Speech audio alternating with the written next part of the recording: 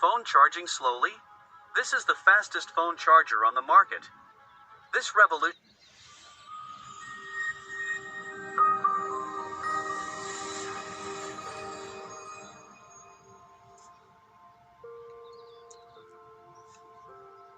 Ascension News, embracing our shadow selves.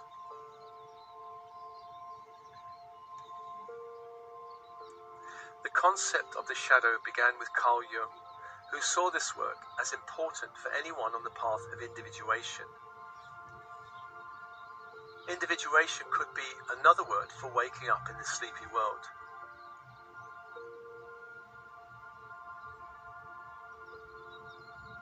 Carl Jung saw the shadow as containing both light and dark energies.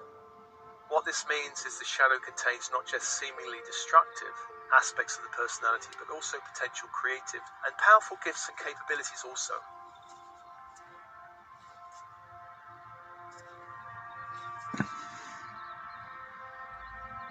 This Ascension News offering came about because of a comment on a recent transmission called Angelic and Star Races Support.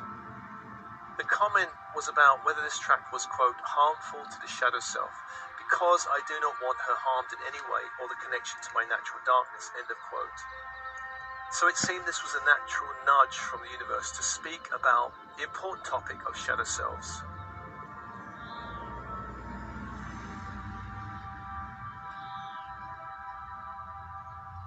The Strange Case of Dr. Jekyll and Mr. Hyde is a story written by Robert Louis Stevenson. It's a classic that in some ways appears to be the archetypal shadow story. In the story, Dr. Jekyll represents respectable parts of the personality, and Mr. Hyde is the dark shadow. In the story, Mr. Hyde begins to take over the personality, and as a result wreaks havoc on his life. This story highlights the fear we have about the dark portions of our shadow. That if we do not keep it suppressed, it will somehow take over our life and destroy or ruin us. And this kind of connection is very Freudian, because Freud believed the unconscious mind was a repository for socially unaccepted ideas, wishes, desires, traumatic memories, painful emotions that needed to be put out of mind by the mechanism of psychological repression.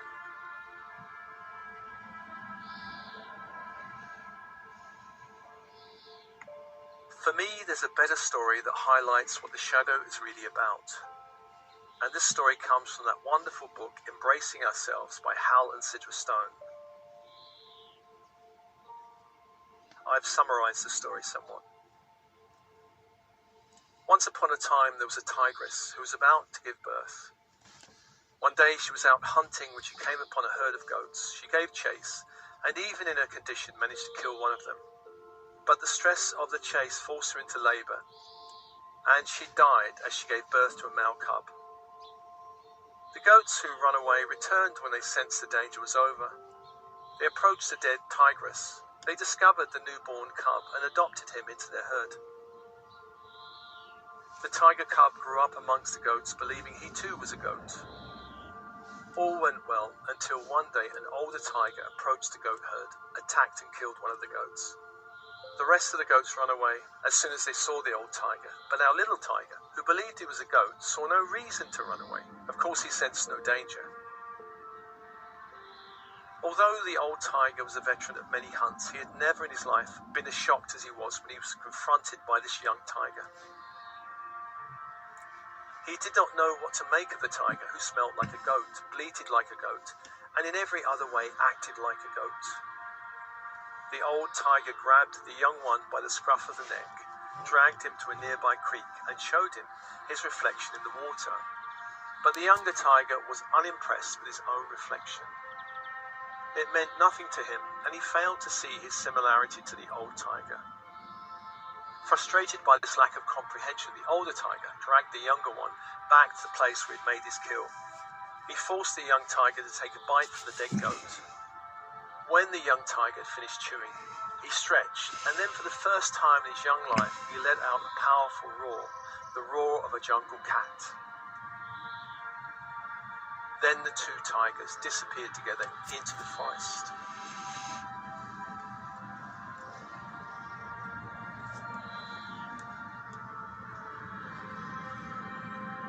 This story highlights the problem where our nature, like that of the young tiger, is raised in a culture or family to think, feel, see and behave like there's something other, like a goat.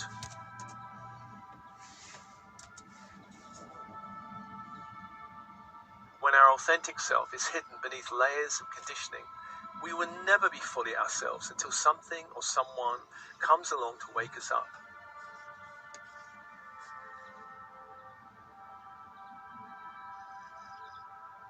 Our shadow selves are not dark, evil or dangerous. They are parts of us that were not welcomed in the reality we were growing up in, and so we learned to ditch them.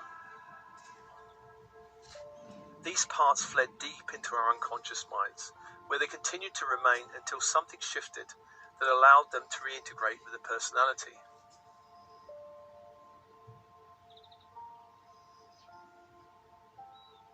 The shadow is a container for all the aspects we have rejected while growing up.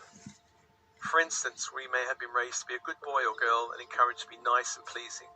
In such case, any hint of being too outspoken or loud or rebellious may well have been punished. At a certain point, this pleasing element became a primary self, and anything that ran counter to this way of being was rejected and lost over time. Another example would be if you were raised in a very pushy family or ambitious family, where you were encouraged to achieve, then being too laid back or chilled would have been labelled as lazy, and therefore achieving became a primary way of being. Perhaps you grew up in a critical family, and you learned to survive by being critical and judgmental back. Being too caring or loving would not really have been that safe or welcomed in the family, and would have been rejected and sent away as a shadow self. Shadow selves are disowned because they're rejected. They may be even considered dangerous. We can grow up afraid of our perceived darkness, wildness, or weirdness. We can also grow up afraid of our light, our gifts, our radiance. In my family, proper and normal were the values pushed, and anything weird was frowned upon. I disowned my inner weirdness for many years, and it caused great depression and unhappiness until I started liberating myself.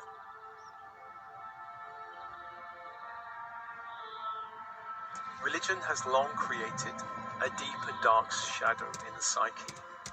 It's common in the developed world to disown selves containing anything too sexual or anything containing strong emotions such as anger.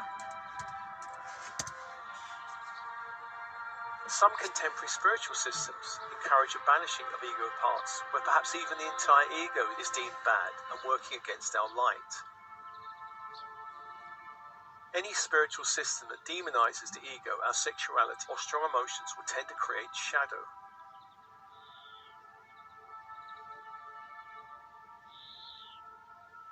Any personality trait or impulse that elicited punishment or criticism would lead us to repress them. Some cultures, such as America or Britain, encourage being nice and independent and achieving. Other cultures, such as a Middle Eastern country, may not encourage independence, free thinking in the same way. Rather, they tend to encourage putting the family before everything else.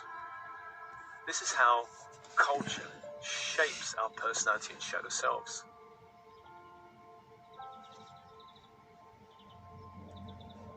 Education also creates primary and shadow selves.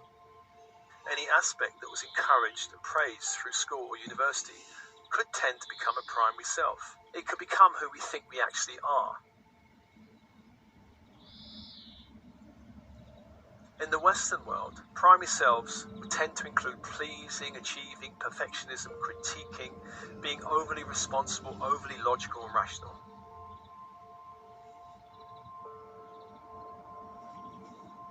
As adults, we may be encouraged to disown our inner child, our inner adolescent, our rebel, our hippie, our dropout, our lounge lizard, our messy creative self, the loud self, and so on. We may also disown certain gifts such as the imaginative self, the intuitive self, the visionary self, the clairaudient self, and so on. It's hard to really generalize because everyone's different and everyone's circumstances are different. And some individuals may become the lazy dropout, the lounge lizard for sure. As a general principle, anything we consider shameful, immoral, irrational, fearful, or taboo is tossed into the shadow. The shadow contains our gifts and talents because they're not wanted or valued in the family. And there's one example of a young woman who grew up in a family that valued academic achievement. They were very rational and heady. The daughter was not naturally academic. It was more heart-centered, emotional, and creative. This was not something the family encouraged or wanted. And when the young girl's art teacher came around saying that the daughter was exceptionally gifted in art, the parents rejected this and then strongly pushed their daughter to choose a more left-brain academic path. During this process, of course, she lost touch with her creative self. But later in life, when she began to wake up spiritually, she rejected the career path she was on. And her process was then to reclaim this creative self. And this is a path she's still on, since the force of rejection in her family was very strong.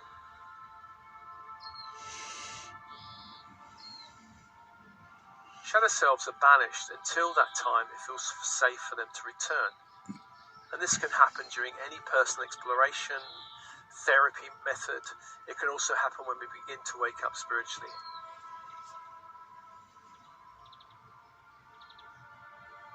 Shadow work is any process that welcomes shadow selves back into the fold of the personality. This is essentially the path to wholeness. It's also one way to shift up and upgrade the ego. We begin to make conscious that which has been only unconscious. In this process, ego parts begin to cooperate rather than be at war with each other. Shadow work is important because in order to change the world, we must change ourselves first. The more that individuals are called to look within, the more others will be encouraged to do the same. Many now are doing this work of inner transformation. The solution, I believe, to all the problems in the world exists within the realm of consciousness.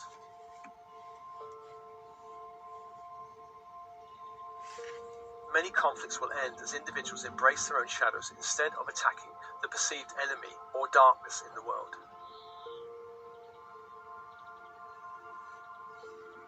As we shift who we are being and becoming in the world, then we begin to light a candle for important qualities such as love, truth, integrity. As we do the work, we help to shift all those we come into contact with to a higher consciousness. Shadow work is not for the faint of heart, it is for spiritual warriors. The gifts of this work are many, since along with the returning shadow parts comes many gifts and treasures. Shadow work can also allow for a greater sense of vitality, wholeness, and lost soul qualities. The work allows for a greater flexibility and fluidity in the overall personality as the war between the good, so-called good, and bad selves end. This work requires a self-reflective mindset, the ability to reflect and observe our thoughts, feelings, and behaviors. Self-honesty and integrity are important because we need to be willing to see aspects of ourselves that we have judged as bad or unpleasant or even dangerous. Carl Jung once said, "Everything that irritates us about others can lead us to an understanding of ourselves." Signs of having shadow selves, hiding out in the unconscious, is judging others harshly. In magical circles, there's a saying that for every finger pointing in judgment at another, 3 fingers point back at the self. Similarly, being angry with another person or another group, whether that group is wealthy, poor, powerful, or a group of victims, or perhaps a certain sexual orientation or race, the world is our mirror, and where we are angry or judgmental or critical with anyone or anything external, this reflects an internal force that will not allow this energy to arise in any shape or form within ourselves.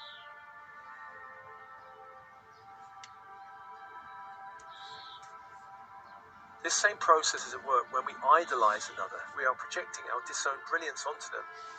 This is something that happens quite a bit with the celebrity scene, for example.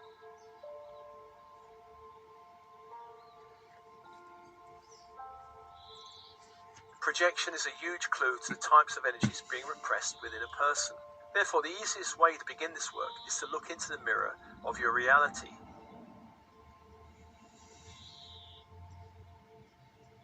There in your reality are many reflections of both dark and light shadow. And let's do 2 simple exercises and begin to reveal the shadow selves. And this first exercise explores the dark shadow, whatever bothers you or makes you feel uncomfortable in another, which is likely to reflect a disowned part in yourself.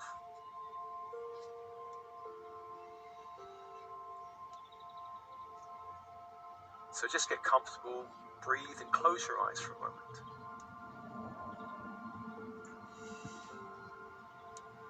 Bring to mind someone you judge or a group of people you judge.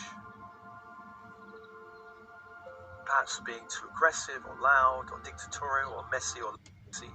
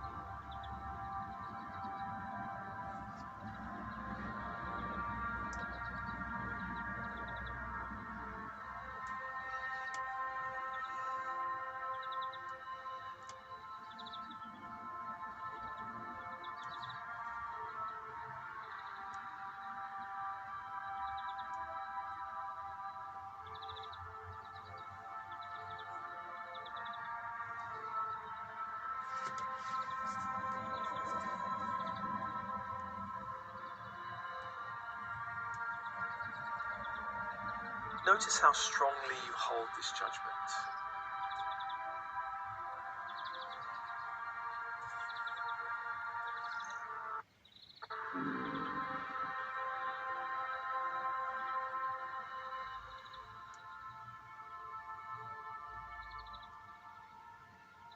This judgment reflects a judgment on a part of yourself.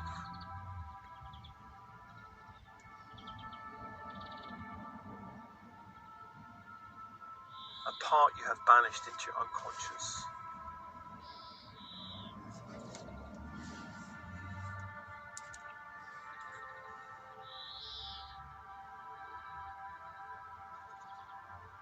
Just breathe with that for a moment.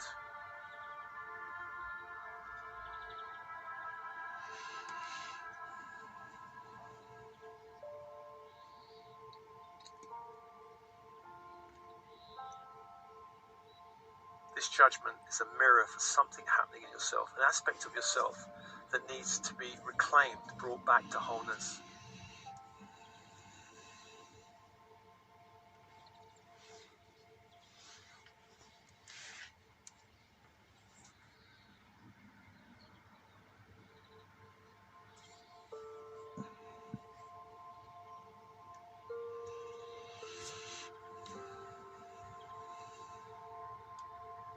Imagine embracing that part.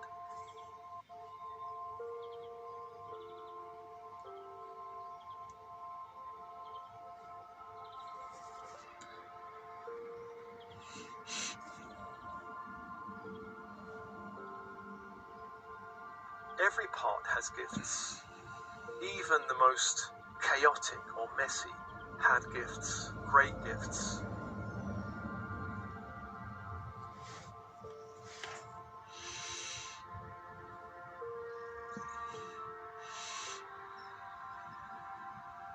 Just take a breath with that for a moment.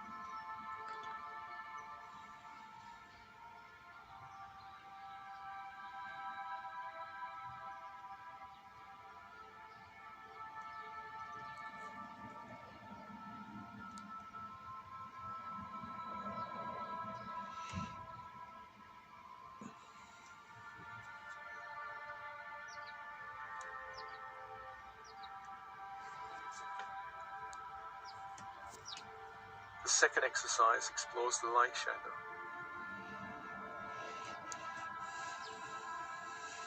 Bring to mind someone or perhaps a group you totally idolize.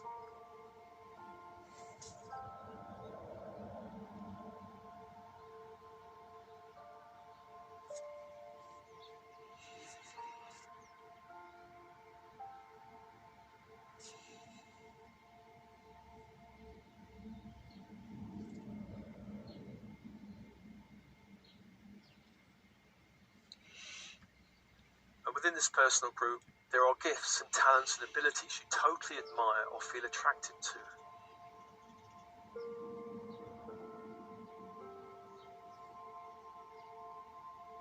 Looking beyond the form, what is the essence of these gifts?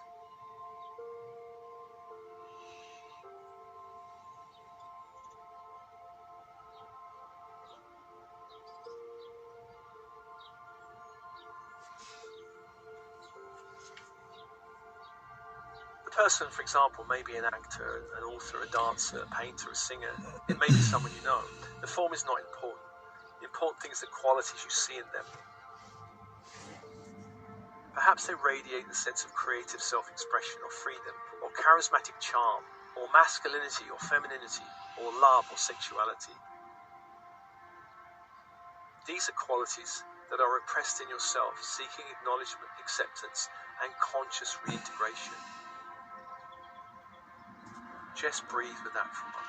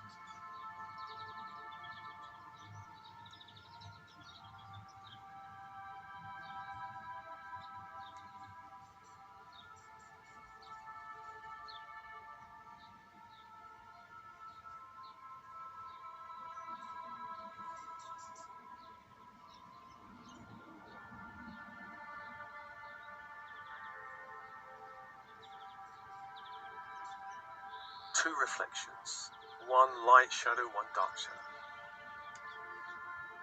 Both sides are seeking reintegration in the greater self.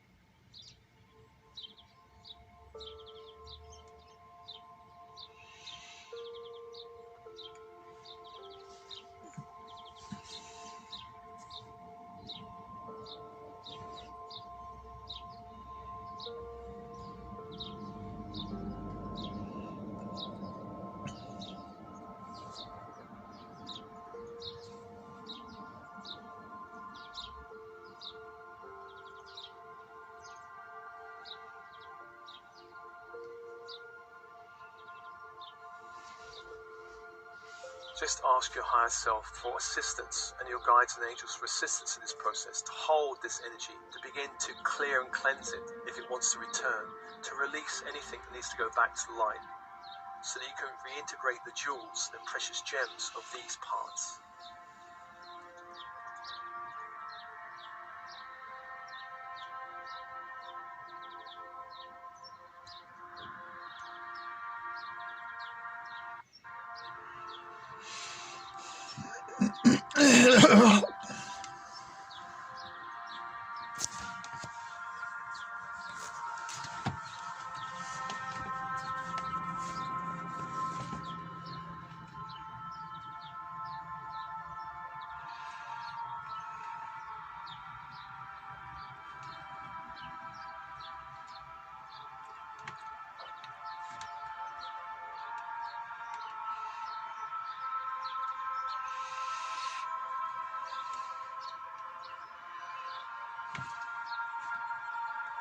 And this is an ongoing exploration.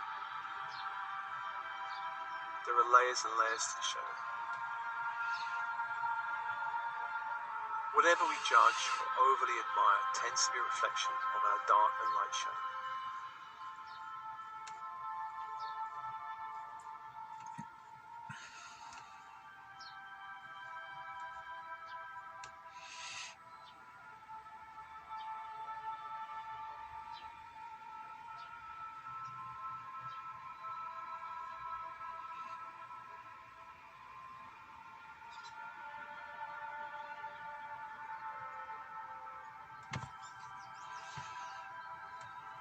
I do hope this brief offering is helpful in some way to you.